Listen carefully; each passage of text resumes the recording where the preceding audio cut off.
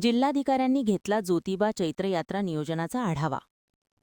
ज्योतिबा डोंगर येथे ज्योतिबाची चैत्रयात्रा 1 एप्रिल रोजी संपन्न होणार असून चैत्रयात्रा नियोजन आढावा बैठक जिल्हाधिकारी अमोल येडगे यांच्या अध्यक्षतेखाली संपन्न झाली. या बैठकीत जिल्हाधिकाऱ्यांनी यात्रा नियोजनाबाबत जिल्हा प्रशासनातील सर्व विभागांच्या अधिकारी कर्मचारी यांच्याकडून नियोजनाचा आढावा घेतला. श्री क्षेत्र ज्योतिबा डोंगर येथील चैत्र पौर्णिमेची यात्रा 1 एप्रिल रोजी संपन्न होणार आहे.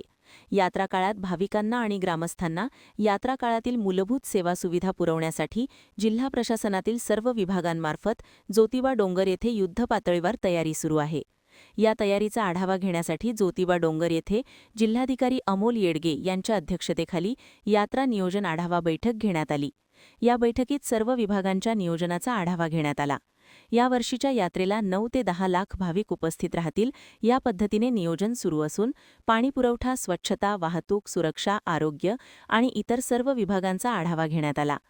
प्लास्टिक मुक्त यात्रा करण्याचा संकल्प यावेळी करण्यात आला असून कापडी पिशवीचा वापर करावा, शासनकाठीची उंची मर्यादित ठेवणे, यात्रा काळात ज्या ठिकाणी अन्नछत्र असतं त्या ठिकाणी प्लास्टिक बॉटलऐवजी कागदी कप वापरण्यात यावेत, भाविकांवर नियंत्रण ठेवण्यासाठी ड्रोनचा वापर करणार, यंदाचा उन्हाळा कडक असल्यामुळे उष्माघातावर नियंत्रण करण्यासाठी उपाययोजना करण्याच्या सूचना बैठकीत देण्यात आल्या.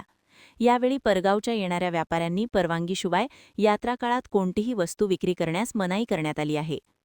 या बैठकीवेळी जिल्हा परिषदेचे मुख्य कार्यकारी अधिकारी एस. कार्तिकेयन, जिल्हा पोलीस प्रमुख योगेश कुमार गुप्ता, पन्हाळा शाहूवाडीचे उपविभागीय अधिकारी समीर शिंगटे, देवस्थान समितीचे सचिव शिवराज नायकवडी, पन्हाळ्याचे तहसीलदार माधवी शिंदे, डीवायएसपी आप्पासाहेब पवार, गटविकास अधिकारी सोनाली माडकर, जिल्हा आपत्ती व्यवस्थापनचे अधिकारी प्रसाद संकपाळ, ज्योतिबा मंदिराचे व्यवस्थापक धैर्यशील तिवले, प्रशासक अभिजित गावडे, ग्रामसेवक प्रवीण पवार यांच्यासह जिल्हा प्रशासनातील सर्व विभागांचे अधिकारी, कर्मचारी, गावकरी आणि ग्रामस्थ उपस्थित होते.